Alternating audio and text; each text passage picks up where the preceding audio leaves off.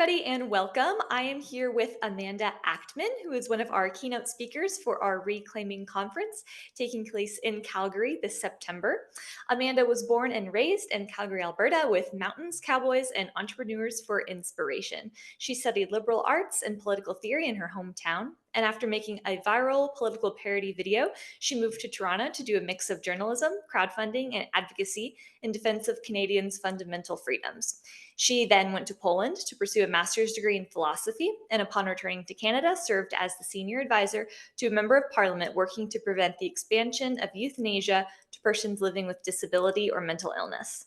She now works with Canadian Physicians for Life on ethics education, teaches a bioethics course on end of life ethics, and is a contributing writer at Public Discourse. Amanda Achtman is the founder of Dying to Meet You, a project of cultural renewal to prevent euthanasia and encourage hope. Thank you so much for joining us today, Amanda. Thank you. So, I would love to get us started here by learning a little bit about your background. What was it that first sparked your interest in end of life issues and the dignity of human persons? Sure. I think there are many things that have led me to this point, but when I look back in retrospect, one of the things that made me pay attention to euthanasia in Canada was the fact of having my grandfather living with my family in my high school and early university years.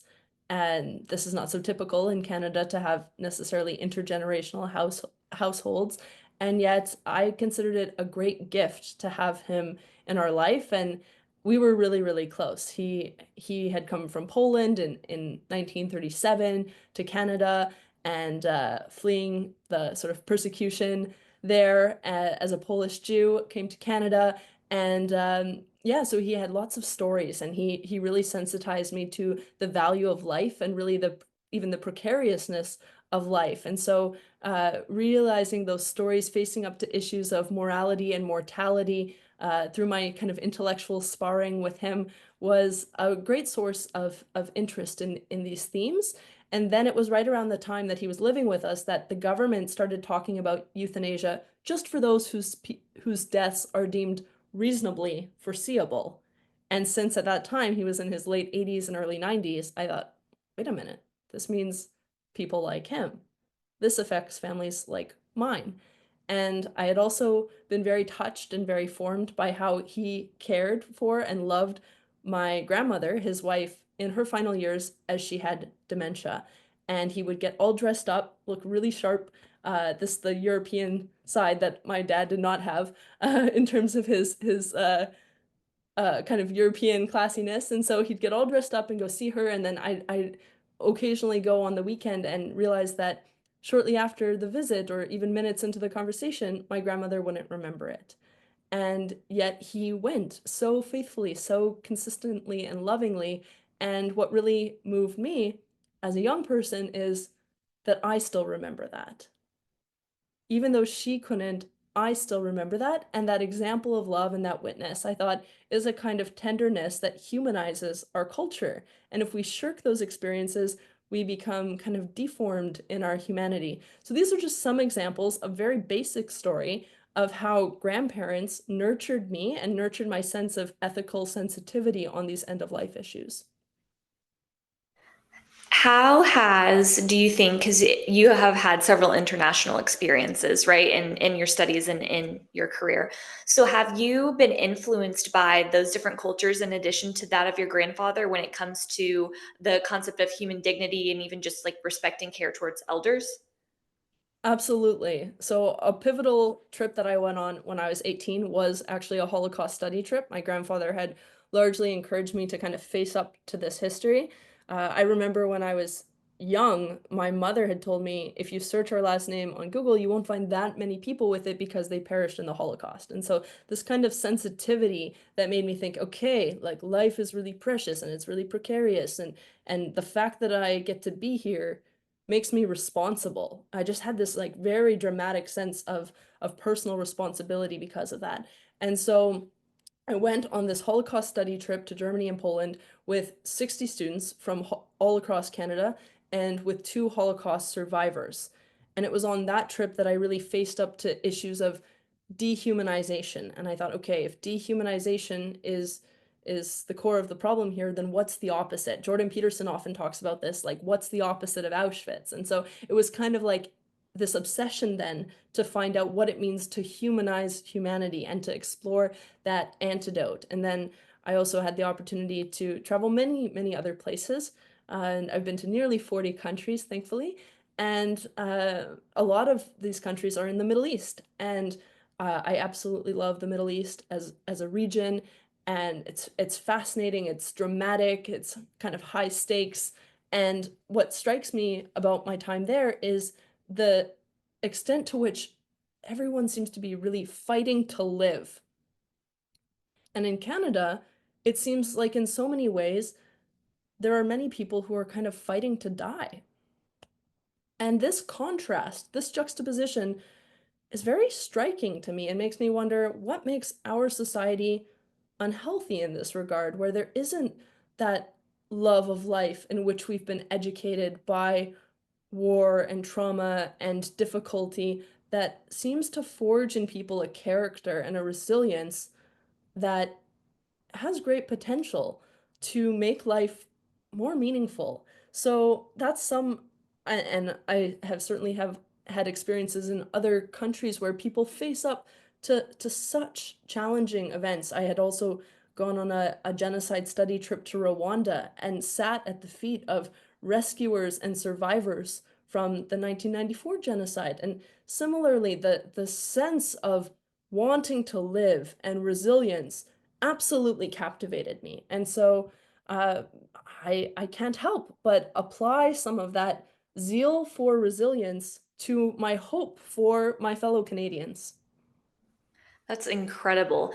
How did those experiences translate over to your time as a senior advisor working on behalf of preventing euthanasia there in Canada? Sure. So I had done some studies in Poland. I was able to study philosophy, and actually, while I was in Poland on the side, every week I went and I volunteered at a former Nazi concentration camp called Majdanek. Super raw, super intense to be there weekly, facing up to that history. And so I thought, okay, when I return from my studies in Canada, my hope is to humanize the culture in my home country. And the opportunity that I saw to do that was to work with a member of parliament who's very focused on human rights and religious freedom and international affairs. And the other issue of the day that came up, because in political life, you never really know what the issue of the day might be, it turned out that fewer than 5 years after the legalization of euthanasia in Canada, the government was already looking at expanding the criteria, removing the safeguards that had previously been deemed essential, and expanding euthanasia to people living with disabilities and mental illness. And so I was working with this politician during that time, and we put out a call for stories, and we received hundreds of stories of people begging us not to allow this expansion to people who are so vulnerable. And so these stories really touched me. I was poring over them in the midst of the pandemic, realizing that the government was really not helping people out in a time of such despair and malaise to promote a widening of assisted suicide, of euthanasia. So I saw this as very tragic, but not in an abstract or ideological or culture war sense. No, in a very personal sense. These stories had names, they had provinces, there were postal codes, and I felt responsible for each story that had been entrusted to us, and I felt accountable, and those stories have not left me. They remain on my conscience today, emboldening me and inspiring me in the work that I do now. Storytelling is such a powerful part of advocacy. And I think it's amazing that you're able to get those stories from so many people and to hear firsthand the realities of legislation, like to the day to day and how it would affect them.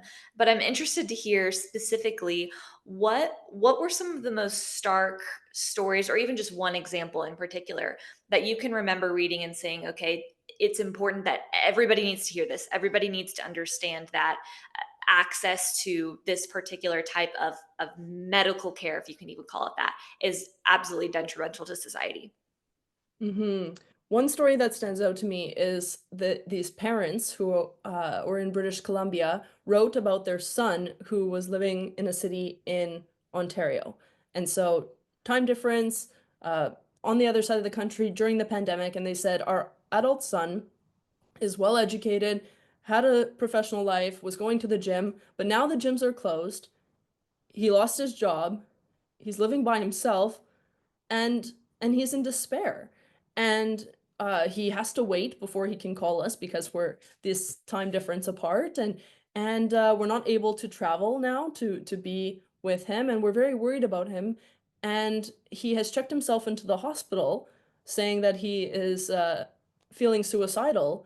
But we have the sense that he's going there just to talk to people. This is how the parents viewed it, is that he was in such despair, and they took it seriously, but they also just saw it as such a profound loneliness and such a profound suffering that he had had all of these basic things that gave him a sense of himself stripped from him because of the restrictions in the pandemic. And that just really got to me because, yeah, I think most people can remember feeling constrained and confined and tinged with despair in the course of what we faced during COVID. And so there were many such stories and there were many others of much more severe and maybe diagnosed mental illnesses or inadequate social supports or the simply the kind of relegating to the periphery of seniors, many elderly people who are sidelined within a society, and many people also pushing back and saying, well, during the pandemic, some people would say only the vulnerable are affected. And people who are vulnerable would say, "Oh, excuse me, that's me." And so if it's like, "Oh, not to worry, not to worry, only the vulnerable are at risk," and then you're a vulnerable person hearing that, it doesn't make you feel particularly wanted within the community. And so these are just some of the things that were turning in our hearts and on our minds during that period. So, what was it that concerned you the most about the expansion of medical assistance in dying, especially during the pandemic and shortly after? Oh, there are so many things. Basically, we have to get down to what euthanasia, what so-called medical assistance in dying is, and it is the direct killing of a patient by a doctor or nurse. We have so much desensitization around this in Canada. It's not medicine, it's not healthcare. It is prematurely ending a patient's life deliberately. And the fact that a person asks for it doesn't make it much better. It makes that person complicit in their own degradation, in their own dismissal. And that's the tragedy. The tragedy is there is so much self dismissal through euthanasia. And it's a cry for help, it's a cry for curiosity that is being met with a, as long as you ask for it, we respect your wishes.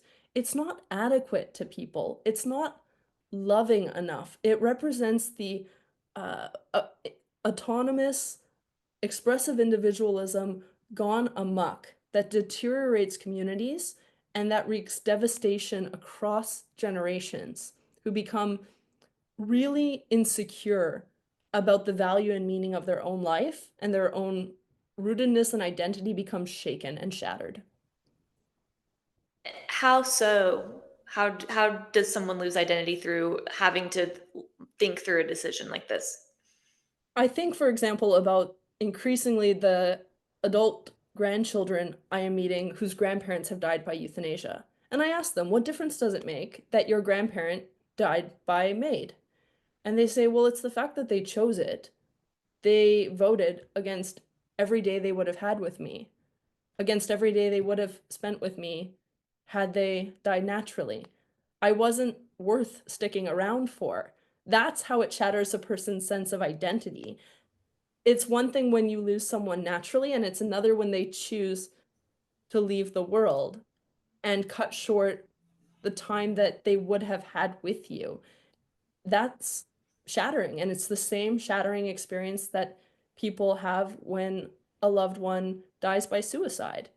And I think part of the tragedy with euthanasia in Canada is the romanticizing and glamorizing of it leaves people largely unable to grieve. They may have a natural and visceral grief, but because of the attempts at normalization, they can't really talk about it in a way that is often met with understanding and sympathy because of how it's been glossed over. Do you think this is contributing to the epidemic of loneliness that seems to be sweeping through? I mean, not just Canada, we're seeing it in the US as well. Yeah, it's both symptom of loneliness and yeah, symptom and consequence and trigger, and it's all wound up together. I do read quite often the obituaries of people who die by euthanasia in Canada, and I notice in reading these obituaries many things about people and about culture and about community.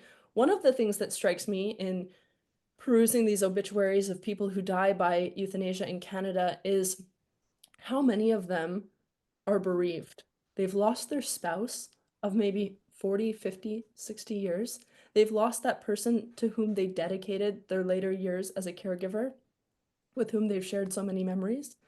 And now their life seems meaningless and senseless. Sometimes this becomes the motivation for ending their life. And who was talking about that? And yet it's very clear in reading the obituaries, people spell it out. They say for 22 years I was a caregiver for my, sometimes in first person, because now we have first person self-authored obituaries with euthanasia in Canada. And so someone will say, well, I was a caregiver for all these years and now I'm not needed anymore. And so I'm going to choose MAID. So we have to start attending to what people are actually saying. That's what interests and fascinates me in all of this. What are the people who ask for euthanasia actually telling us? What is the cry of the heart? And we know by the government's own reporting that the number one kind of suffering leading people to request euthanasia is not pain, not financial. Those are all on the list, not even feeling like a burden. Those are all on the list, but they're not the top. The number one kind of suffering, by people's own admission, leading them to request euthanasia is an inability to engage in meaningful life activities. So So what would you say is the remedy to that? that's a great question. And that is also my big passion because I really like engaging with this kind of existential dimension. How do we condition ourselves? How do we form ourselves to be resilient against the loss of meaningful activities? What can we guard and how can we conduct ourselves and find a sense of identity and purpose that can withstand the vicissitudes of life, that can withstand loss, disability, even dementia? What can make your life meaningful and what can make you still you in the face of all these things that can very plausibly happen? And I think that's so interesting to consider, like, yeah, what makes life worth living in the shadow of death? And there's so many examples throughout history of people who, in spite of the most abysmal circumstances and in the face of having lost so many family members, I think in Toronto, I met some Yazidis who had fled ISIS and who told me personally that they had lost 25 family members in a massacre by ISIS. And I'd say, how do you wake up? And they say, how do I not? I have to honor the fact that I'm here. And it's like when you hear stories like that, how do you opt out of life? How do you give up early? And every single death sends a social message. That's so important and significant. And so I try, and especially when I'm speaking to older adults, which is most of the time given my topic, to let them know that it really matters. I say to them, I'm watching how you die, so do it well, because it really matters. It sends a message. And what would you say to somebody who would argue that, oh, it is dignity in a sense to give these people the option. Like if that's how they want to die, that is dignity to an extent. How would you argue against that and make them see the importance of dignity is understanding how to live well and how to die well in a way that's, I don't know, beneficial to society and not detrimental to you, you know? We don't use the language of dignity around suicide. Mm, And why is there this chasm where some people get suicide assistance and others get suicide prevention, or mhm. where we would call death by euthanasia dignified for some kind of human being, but not for the other? For example, if a person is healthy but completely wants to die by euthanasia, nobody would tolerate that. So then it's simply a matter of being sick or disabled or elderly or mentally ill. It's not about being human, it's about fitting a criterion that I think is dehumanizing. That is the only basis under which some people might start to ascribe dignity, pseudo dignity, to a premature end of life through killing. It is such an entrenching of the chasm between those who wield the power over life and death, the doctors and nurses who might be ending the person's life, and that person in an experience of radical vulnerability who needs someone who says, "It's good you exist. I want you to be in the world." So, what inspired the name Dying to Meet You, and what do you hope that people take away from that? All right, so I started Dying to Meet You as a blogging project. Mhm. Basically, I was still working with this politician trying to prevent the expansion of euthanasia. And I realized that we have this cultural crisis around end of life, how we think it, how we live it. And so I made a New Year's resolution on January 1st to blog about death every single day for 1 year.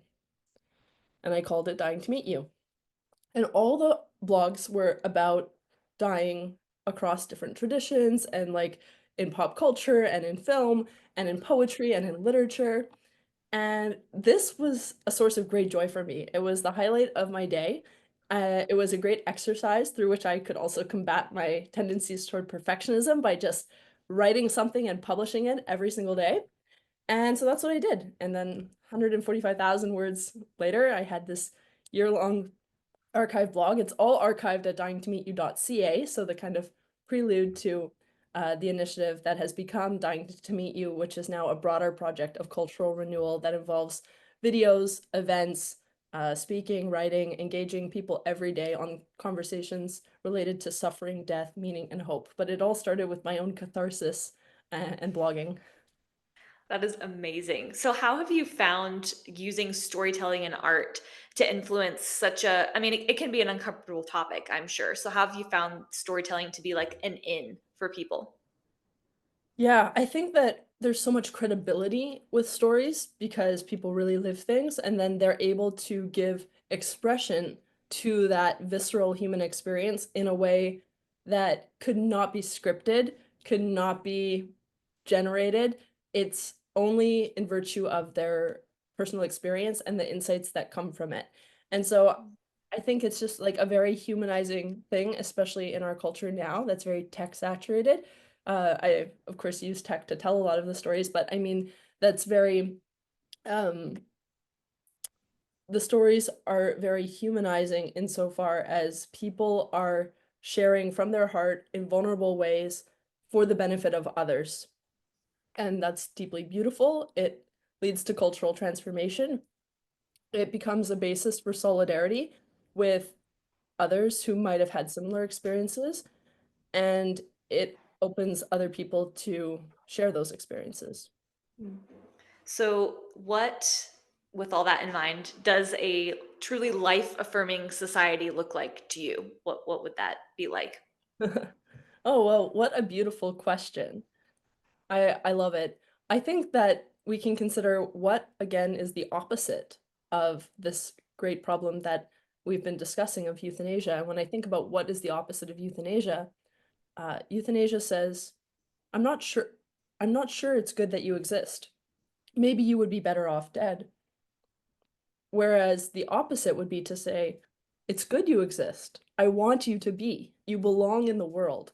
So, how do we create the conditions whereby, with more than words, but through every gesture, through every association, through all kinds of aspects of life, that is the message being conveyed to people? So, yeah, I would say, like, basically, we create a humanized culture in which we affirm everyone that the goodness of their existence and that every person belongs in the world. And that is such an important message, I think, that young people, old people across generations need to hear more of, which brings us full circle, I think, to our conference and the opportunity that we have to get to have you as one of our keynote speakers in September. So, what was it that got you interested in jumping on board the Reclaiming Conference, and why are you excited about it? Sure. Well, one of the reasons is that I will be back in Calgary at that time, so it's convenient for me as a Calgarian. I always love to return to my hometown, and these days I spend a lot of time traveling across Canada and also internationally to let the experience of Canada and our euthanasia regime be a warning and a cautionary tale to other societies of the path not to go down. But there's nothing I love more than speaking to people who have this direct and personal experience and are able to contend with these questions together. And Calgary, my hometown, it's a great community. I think there are a lot of things that Calgarians do exceptionally well. We pride ourselves in a culture of hospitality, and that virtue of hospitality is one that welcomes life and cherishes it until the very end. So I also think there are ways in which Albertans can be leaders and pioneers, as we are in so many domains, also in humanizing the culture around end of life. Absolutely wonderful. Well, we are very excited to have you. To our listeners, if you are interested in hearing more from Amanda, please visit our website, weunify.ca, to check out tickets to our conference. And we hope to see you there. Amanda, thank you so much for your time. You're welcome. Let me stop the recording.